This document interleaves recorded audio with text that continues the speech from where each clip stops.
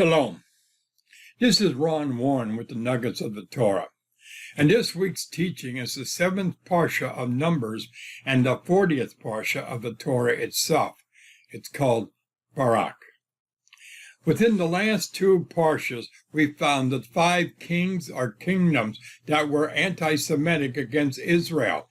And in the last Parsha, 𝐋𝐈𝐊𝐄, Israel, through God's providence, met and dealt with 4 of them. They were the king or the kingdom of Edom, which is recorded in Numbers chapter 20, verses 14 to 21. The king and kingdom of Arad, which is Numbers chapter 21, verses 1 and 3. The king and kingdom of 𝐋𝐈𝐊𝐄. That is found in Numbers chapter 21, verses 21 and 26. And then the last one is the kingdom of Bashan. Bashan is found in Numbers chapter 21, verses 33 to 35. This Parsha deals with the 5th and the final anti-Semitic king or kingdom. It is Barak of Moab. It places the king in a class all by itself. He will be the most dangerous king of all. Why? Moses, Aaron, and Israel will not be active participants in this battle. All of it will take place behind enemy lines, and it will show the hidden workings of the Almighty in behalf of Israel. This Parsha shows quickly how very jealous God is over his people and how very faithful he is to his covenant. Numbers chapter 22, verse 1 reads, Then the Israelites traveled to the plain of Moab and camped along the Jordan across from Jericho. This is where the book of Deuteronomy was spoken and written. The next move will be in the land of Israel. The theme of this Torah portion is concerned with the power of speech, and it also shows divine providence at work. When I mention the names, what comes to mind?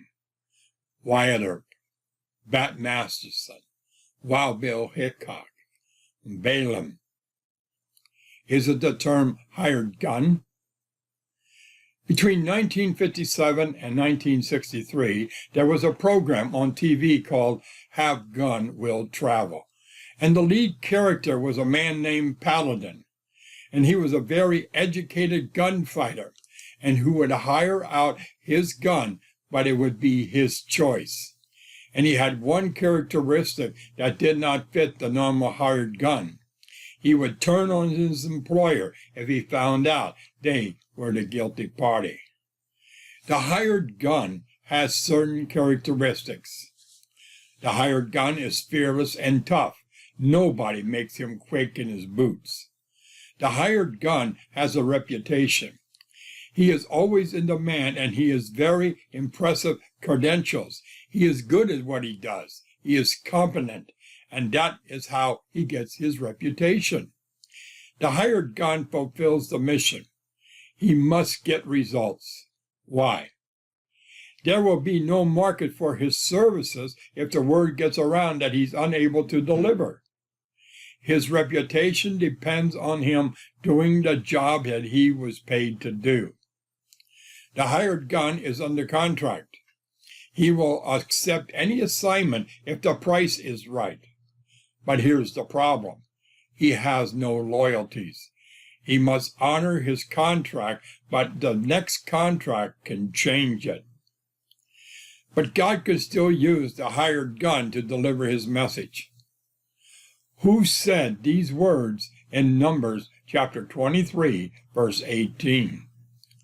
God is not a man that he should lie, nor the son of man that he should change his mind. Does he speak and then not act? Does he promise and not fulfill? Balaam. The test of a prophet is not that he never says anything true, but that he can catch him in major falsehoods, things he predicted that did not come to pass. Paladin's business card read, "Have gun, will travel." Now this is very easy, could have been Balaam's business card. Balaam was a man who knew God and called him by his name, 𝐻𝐈𝐊𝐄, the name that was given in the burning bush, and he received inspiration from the Lord. Now this is a very strange thing. God redeemed and then guided his now well-established nation, but then he communicates with a Gentile prophet that was not part of that set-apart people. Balaam was a Gentile who heard directly from God, and yet there's no reason to assume that God found special favor with Balaam. There's also no reason to consider Balaam holy or righteous before God, or that his alliance was with the God of Israel. Balaam wasn't pro-Moab. He was neither nor against Israel. He was only doing the job as a hired gun, a paid professional diviner. That's a man who uses magical arts, and he had no personal agenda or evil intent. Balaam was morally neutral. The problem is, to God, there's no such thing as morally neutral. That term is a figment of a man's imaginations. For God, a person is either for or against. There's no middle ground. And Balaam was a good example of someone who was self-deceived into thinking they had a true relationship with the Almighty while trying to hurt his chosen people, Israel. A person cannot love the Father and hate his children. That person is a liar, and the truth is not in him, as recorded in 1 John chapter 2, verse 9, 11, John chapter 3, verse 15, and John chapter 4, verse 20. Consider these questions. Has God ever talked to you through a chicken? Have you ever heard the voice of the Lord from a horse? What would you do if an animal spoke to you? Well, the first reaction may be that you're hearing things. The second reaction would be that you're going crazy. The third reaction is denial. The fourth action is shock. And the final action should be to listen. If an animal ever speaks, it's best to listen, because that would be a providence of God at work. In Numbers chapter 22, verse 28 to 30, it reads, "Then the Lord opened up the donkey's mouth, and she said to Balaam, 'What have I done to you to make you beat me these 3 times? And Balaam answered the donkey, 'You made a fool out of me, and if I had a sword in my hand, I would kill you right now.' And the donkey said to Balaam, 'Am I not your own donkey, which you have always ridden to this day? Have I not been in the habit of doing this to you?' 'No,' he said." Can you picture yourself being lectured on spiritual truth by your own donkey?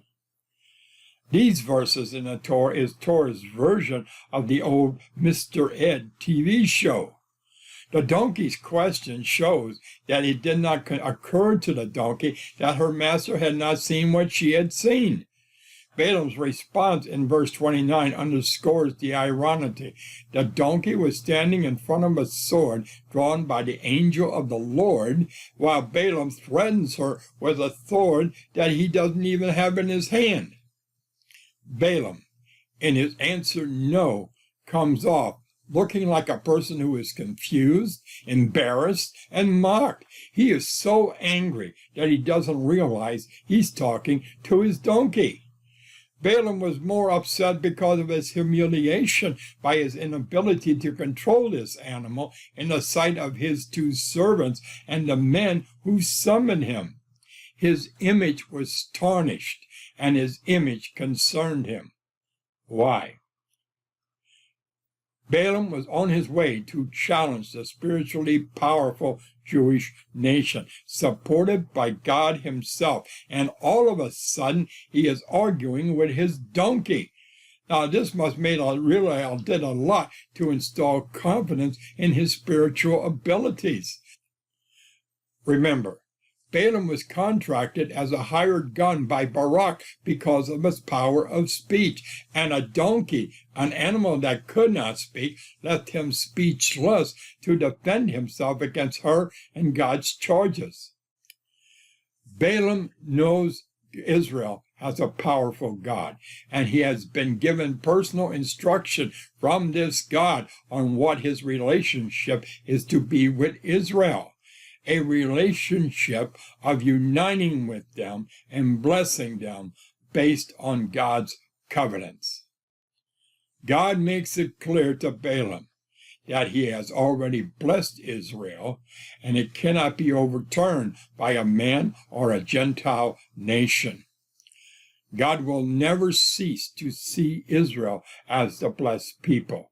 He will never permanently curse Israel and will oppose anyone who tries to curse his people. God tells Balaam that Israel has a glorious future because God blessed them. This covenant of Abraham is always termed to be a blessing, and the Lord is saying, from a spiritual sense, it is utterly impossible to curse that which he has blessed. No one can reverse what Adonai has determined. And from an earthly, physical sense, to curse God's people by means of attempting to harm his blessed people will bring divine retribution upon the one doing the cursing. And God's advice? Don't do it. You know, the hired gun has a final point. That hired gun will ultimately lose in his shootout with God. Today, there are many preachers and leaders who are following at the error of Balaam. They are hired guns who are after the highest salary and benefits package. They know nothing about servant leadership that the Messiah came to model as the shepherd of his sheep. Their way is the way of destruction. It is a question of motivation and integrity. One final question. Are you God's priest or a hired gun? Shalom. Until next week's episode of the Nuggets of the Torah. If this teaching has been a blessing to you, consider subscribing to this YouTube channel.